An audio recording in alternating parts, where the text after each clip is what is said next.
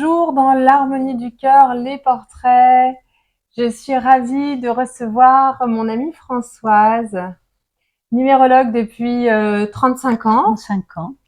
Voilà, Françoise, merci d'avoir accepté d'être avec moi pour partager ton parcours et ce qui fait que ben, ton âme t'a guidée sur la voie de la numérologie. Tu as fait beaucoup de choses dans ta vie. Alors, on va essayer d'aller à l'essentiel Oui. parce que tu as un parcours Tu en as pour 8 jours. un parcours qui est passionnant. Mais voilà, si tu veux nous expliquer un petit peu ton parcours, comment c'est venu à toi la numérologie. Oui. Voilà, je te laisse Alors, la si parole. tu veux, moi j'ai toujours été un électron libre. Toute jeune, je te dis en résumé, j'ai passé toute ma jeunesse dans les arbres. Je ne voulais que piloter des avions et vivre dans le ciel. Donc j'ai toujours beaucoup de mal à avoir une vie classique avec des métiers classiques. J'ai fait finalement pas mal de métiers dans la communication avant la numérologie et un particulier, un métier passionnant de chargé de mission au Centre français de la couleur, au Muséum d'histoire naturelle à Paris, et j'ai monté les premiers colloques sur la couleur au Centre Pompidou et ailleurs. Je t'en parle parce que c'est la couleur qui m'a amenée au nombre. C'est-à-dire que je ne peux pas séparer les nombres et la couleur. Chaque nombre qui correspond à, à l'essence de quelque chose, chaque nombre est habité par une vibration plus ou moins matérialiste, plus ou moins perchée, mais j'ai toujours associé la couleur au nombre. Et donc, comment je suis passée la couleur au nombre? Mon patron est mort en 85. Je me suis retrouvée à la rue pendant 1 an. Et j'ai rencontré une numérologue. J'ai suivi une formation d'1 week-end. J'avais un salaire pour 1 an, comme j'étais licenciée pour cause de deuil. Et pendant 1 an, je me suis auto-formée toute seule.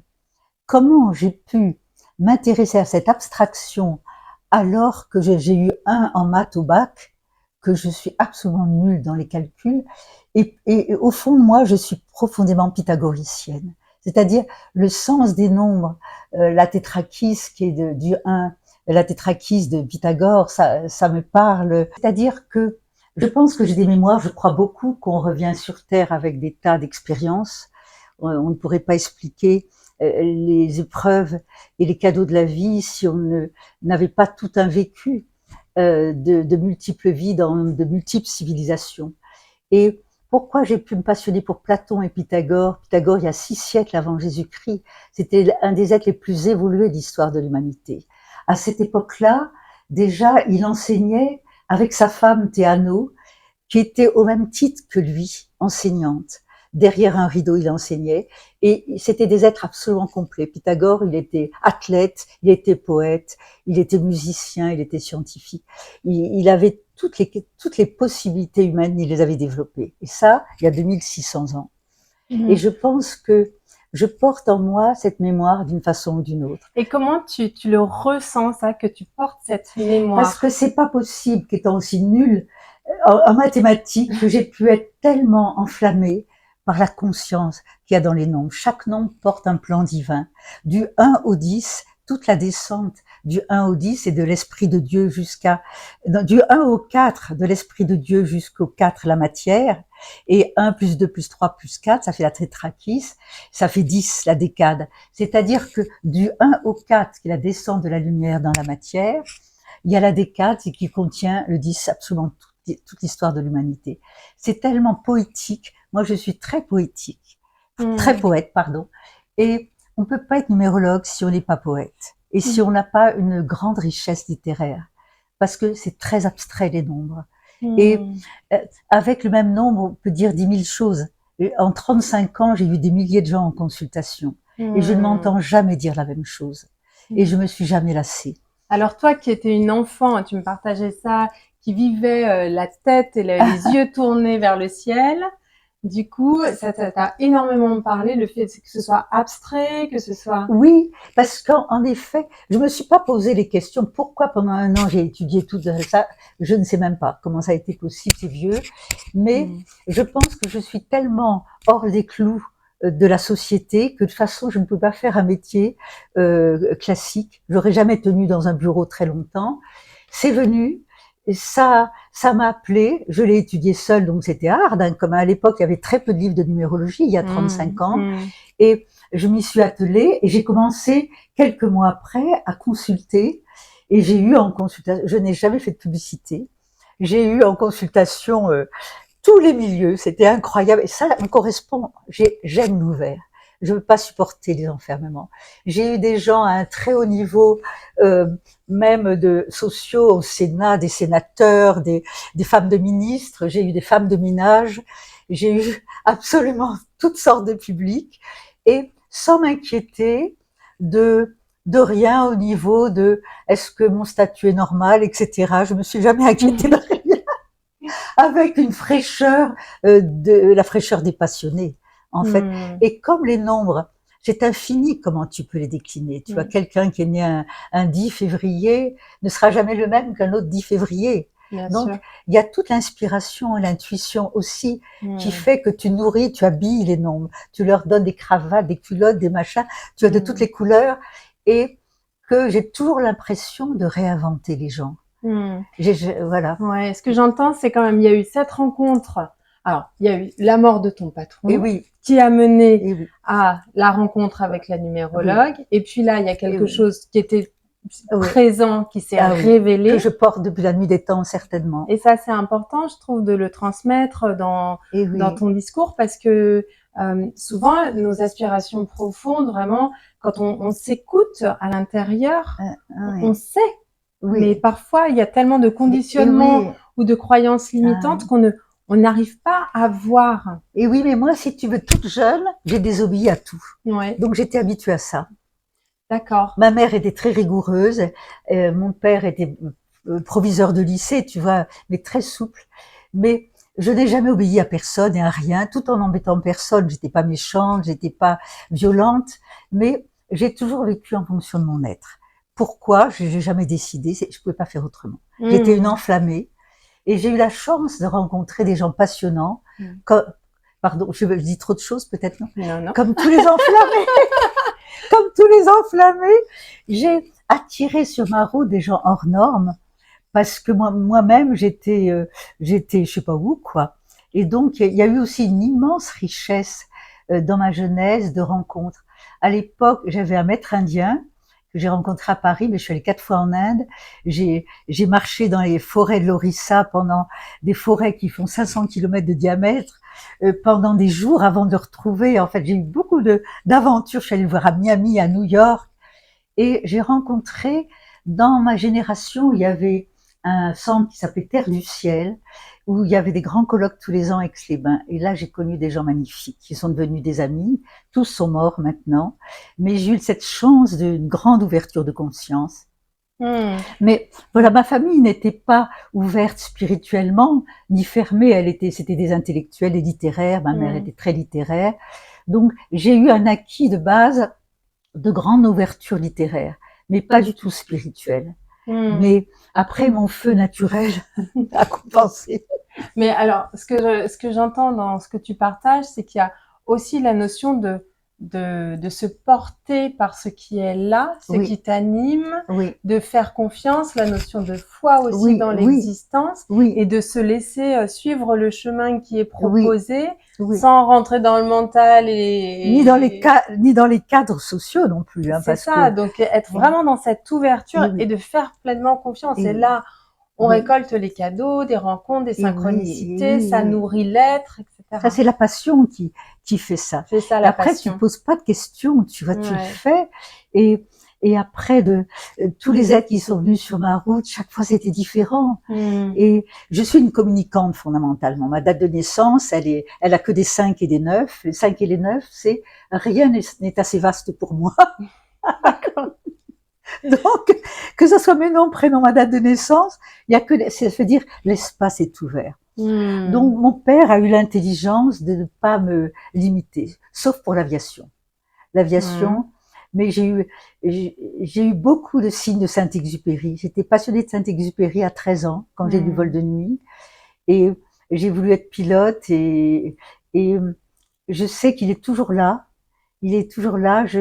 Il s'est manifesté plein de fois dans ma vie. Et Hmm. c'est en cela que, pour moi, le monde n'est pas linéaire, on n'est pas dans la platitude d'une incarnation.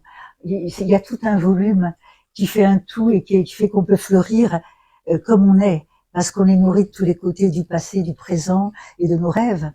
Hmm. C'est important que Et tu oui, parles des rêves ah ben justement, oui, oui, parce oui. que beaucoup rêvent et puis n'osent pas pleinement vivre leurs rêves, faire Oui. ce petit pas pour aller vers. Ah, mais ça n'a pas été si facile parce que mon père est mort quand j'étais étudiante, donc j'ai dû arrêter la fac de lettres. Moi, j'étais très littéraire et donc j'ai fait du secrétariat. J'avais Hmm. pas les moyens de poursuivre mes études pendant 2 ans et ça n'a pas duré très longtemps, quoi, 2 ans à Paris. Et après, tout de suite, la vie m'a proposé autre chose. Et je pense que quand on a, euh, la vie vient à votre rencontre quand même. Après, on Hmm. prend ou pas. Mais j'aurais jamais pu être secrétaire toute ma vie, ça. Mais dans le monde des voyages quand même, dans une Hmm. agence de voyage. Ah, oui, d'accord. Donc, Donc il y avait quand même de oui, oui, l'ouverture il y avait de quelque part. l'ouverture. Ça a duré 2 ans. Et après, j'ai fait plusieurs autres métiers, mais voilà. Même Mais à Nice, j'ai bougé aussi. est-ce que dans tout ce parcours, il y a quand même, tu as rencontré des freins, des difficultés, des obstacles ou pas? Ou Pas tout a vrai. été très linéaire, à part le fait que tu étais à la base nulle en maths, hein, de ce que je Ah oui. comprends. Mais est-ce que, voilà, il y a eu des... Ben, pas vraiment. En fait, je crois qu'il y en avait peut-être, mais je m'en souviens plus. J'étais Hmm, tellement passionnée. c'est ça. C'était tellement extraordinaire d'aller fouiller dans ce monde des symboles parce que les nombres, c'est toute la descente de la lumière dans la matière, mais c'est Hmm, aussi toute la construction on peut faire de la matière vers la lumière. hmm, C'est dans les deux sens. À partir des nombres, on remonte la tour aussi hmm, vers l'unité originelle. hmm, Donc, j'étais tellement passionnée que les obstacles, ben, ça a été l'argent quand même au début. Je gagnais très peu ma vie et je sais plus ce que j'ai fait des petits boulots pendant quelques temps pour les 2 ou 3 premières années et j'ai hmm. jamais osé gagner bien ma vie. J'ai été toujours nulle pour demander des sous, donc j'ai fait ce métier. J'en ai vécu, mais toujours très ric-rac.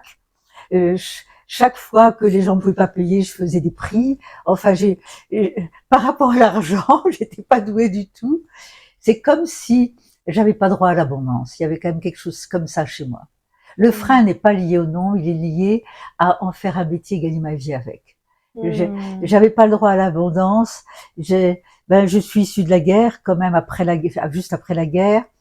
Mes parents ont vécu en Indochine longtemps, puis je suis née au Maroc, donc j'ai pas vraiment connu la guerre bébé, mais il y avait rien. Dans les hmm, années 45, 50, il y avait rien encore. hmm. Donc dans mes cellules, il y a le manque. Il y avait D'accord. le manque lié à la peur des parents pour nourrir leurs enfants. On est 5 enfants dans ma famille. Et mes freins, ça a été ça, c'est que je méritais pas, quel que soit ce que je donne, je mérite jamais tout à fait l'argent que je demande. Et pour autant, tu t'es pleinement autorisée Oui, et oui, pleinement. Et oui, à vivre cette ah oui, ah oui, expérience-là, même si effectivement, bah, en fait, il n'y avait pas forcément l'abondance financière pour les oui, raisons que tu viens oui, d'évoquer, mais tu as fait ce ah choix oui. Et j'ai tenu. et tu as tenu Et parce oui, que parce que je suis très changeante. Je peux être très changeante. Hein, et mais j'ai parce que tenu. beaucoup pourraient Ah être oui, dans les peurs, la peur oui. de manquer, Ah mais j'ai eu etc. On est ça. dans une société où il y a quand Et même oui, beaucoup ça, et oui, mais tu as oui, continué oui. sur ta Ah oui, voie oui. et ça, c'est Ah oui, formidable. oui. Moi, je m'étonne moi-même. Je crois que ça m'intéressait trop. Et puis, j'ai rencontré tellement de gens passionnants aussi. C'est-à-dire que j'ai jamais pensé. Je faisais des petits boulots quand même. Tu vois, j'ai tenu aussi pour ça, mais pas toujours. Mais j'en ai fait un certain temps et me suis débrouillée, quoi. Mais tu as tenu Oui, oui, oui, oui. Ah ben oui. la Et là, direction. après une fois que c'est tellement extraordinaire la richesse des êtres qui viennent sur votre route et que tu dis jamais les mêmes choses. C'est ça. Hmm. Moi, je m'entends des fois dire des trucs, je me dis mais j'ai jamais dit ça à personne, donc j'ai sûrement oublié, mais j'ai toujours l'impression de réinventer les êtres. Et ça, c'est un mystère. Oui, parce que toutes les personnes qui viennent à toi, ce que j'entends, c'est que c'est du donner et du Oui, recevoir. ben Tu oui, donnes, mais tu reçois ben tellement. et oui, parce qu'ils me font confiance. D'abord, une numérologue à 35 ans, il fallait déjà, tu vois. Mais j'ai eu Hmm. des gens de milieux incroyables, tu vois. Et oui, oui, le fait qu'on me fasse confiance dans quelque chose. Ma mère faisait pas du tout confiance. Ma mère, elle était très sévère, très stricte. Elle m'a jamais fait confiance. J'échappais à tout le temps. Moi, je vivais dans les arbres, il fallait me chercher dans les arbres. Donc, j'ai jamais pu rentrer dans les cadres qu'on attendait de moi. Mais je me suis jamais demandé si ma clientèle, elle me faisait confiance. Les gens venaient parce que du bouche à oreille, j'ai jamais fait de publicité. Et c'est toujours venu comme ça. Donc, c'est quand même miraculeux de se dire que les gens viennent à vous. Bon, j'ai jamais eu foule, mais des milliers de gens quand même en 35 ans. Des milliers de gens. J'ai des classeurs de numérologie, je les ai tous gardés. J'en ai plein ma cave. J'ai les thèmes de gens que j'ai vus il y a 30 ans. Et quelquefois, ils reviennent sur ma route. Il m'arrive que des gens me recherchent, ils me disent, il y a 20 ans, vous m'avez dit ça. Tout s'est passé comme ça. Incroyable. Parce que dans les nombres, c'est pas de la voyance.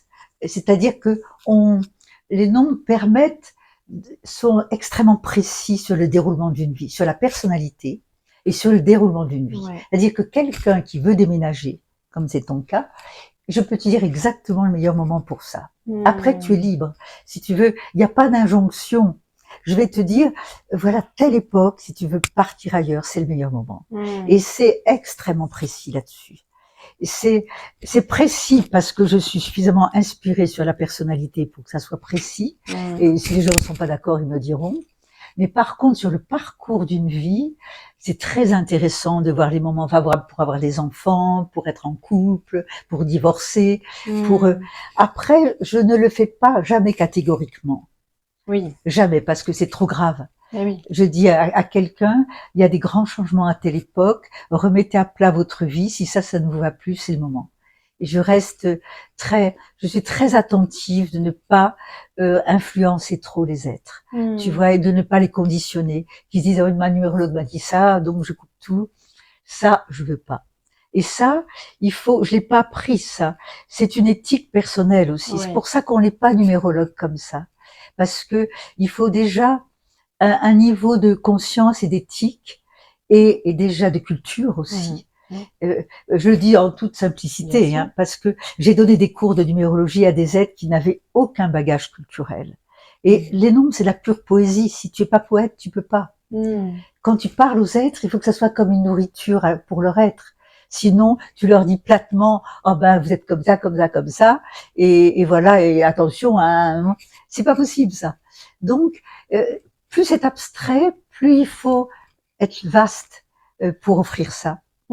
Et la numérologie telle que tu la pratiques, alors bon, tu m'as accompagnée sur une séance, donc j'ai vu ton travail. Je n'ai pas rencontré d'autres numérologues, mais il y a un côté aussi qui est très en lien avec la spiritualité. Oui, et oui, parce que tu vois, du 1 au 10, tu as tous les plans divins qui disent du 1 au 4, tu as toute la descente dans l'incarnation, le 4 c'est la matière, la décade c'est le tout, la totalité. J'ai pas de leçon de spiritualité à donner, mais j'ai eu un maître indien, je suis une enflammée, pour moi on n'est pas plaqué au sol, on vit dans plein d'émotions en même temps. C'est ça, donc vraiment tu proposes aussi ta propre vision personnelle. Voilà, qui n'est pas religieuse. Oui. Je suis catholique, bon, mais pas religieuse. La spiritualité, c'est une façon d'aborder l'univers de façon comme un tout qui a du sens et de l'amour. L'amour et du sens. Qu'est-ce qui disait Pythagore, le nombre est le plus haut niveau de la connaissance. Bon, je sais ça par cœur, mais tu vois, je regarde comme le nombre est le plus haut niveau de la connaissance. Platon disait des phrases extraordinaires. Donc, quand tu pratiques les nombres, il faut être digne aussi de cela, parce que ça suppose que tu as tout un substrat d'ouverture du cœur et de conscience. Sinon, tu vas limiter les gens terriblement.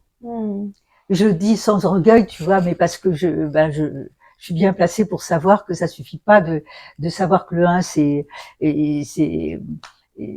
l'ego, le 2 c'est le cœur, le 3 c'est le lien entre la tête et le cœur, le 4 c'est la concrétisation, le 5 c'est l'explosion du verbe, le 6 c'est toute la chaleur humaine qui est l'amoureux en nous, et je travaille avec les tarots toujours. Je conclue toujours mes consultations avec les tarots. Le 6 c'est toute la chaleur humaine, le 7 c'est tu reprends ton espace intérieur pour te réaligner avec ton projet de vie.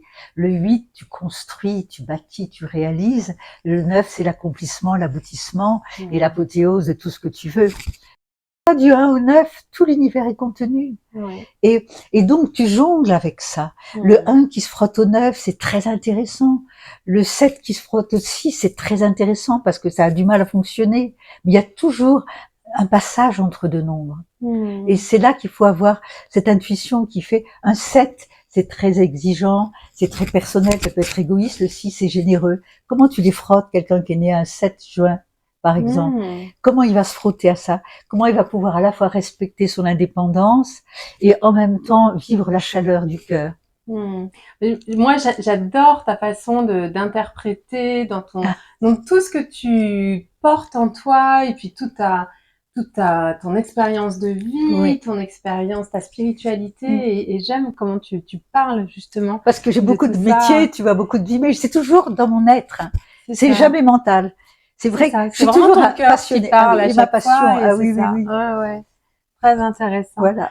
Alors Françoise, est-ce que pour les gens qui nous regardent aujourd'hui, tu as un conseil ou un message, quelque chose que tu as envie de partager qui est important pour toi de transmettre? Parce que ces vidéos, elles sont aussi là pour donner envie d'écouter pleinement son âme et puis de passer à l'action et puis d'aller, d'offrir son don. Je crois que le conseil, c'est de rester libre de tout. Rester libre.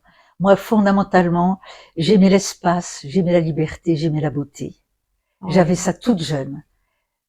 L'espace, la liberté, la beauté. Quoi qu'il arrive sur Terre, quels que soient les régimes politiques qu'on a, il faut garder cette liberté intérieure qui va chercher toutes les fleurs de la vie, quoi, qui va aller expérimenter plein de choses. Il faut se mettre dans aucun cadre.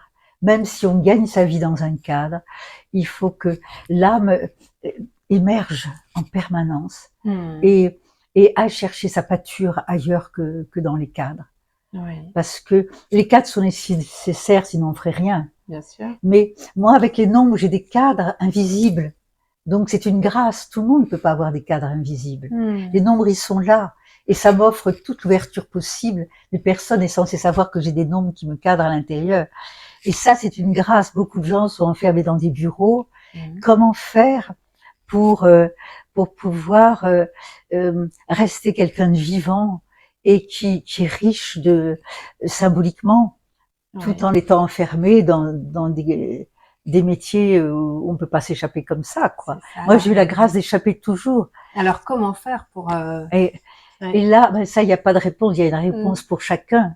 Je crois que le fait de rester libre intérieurement pour pouvoir vivre la beauté et l'intelligence de la vie, c'est un désir, ça se discute pas, quoi. Je me suis jamais posé la question. C'est un élan de l'être. Ce qui me vient, c'est le mot émerveillement. Quand je t'entends parler. C'est vrai. De garder cet émerveillement que tu portes tellement. Oui.